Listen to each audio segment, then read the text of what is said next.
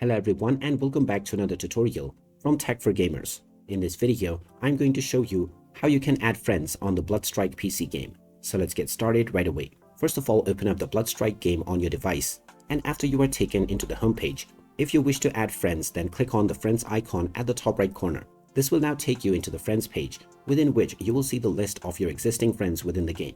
You can directly click on the add friends option if it is empty, or you can click on add friends at the left side as well. This will now show you various different player recommendations for you to add. If you already know the player name or player ID, you can simply search by their name using the search box. Once you find the person that you wish to add, you can simply click on the plus icon alongside their username, and this will now send a friend request to this person. You can add as many people as you wish from this screen in order to start playing together right away.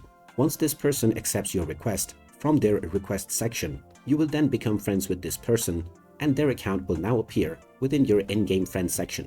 And after this, you can invite them to your match by using the plus icon within the homepage. So there you have it. That is how easy it is to add friends on the Bloodstrike PC game. If you find this video helpful, don't forget to hit that like button and subscribe to our channel for more useful tips and tutorials. Thanks for watching, and I will see you again in the next one.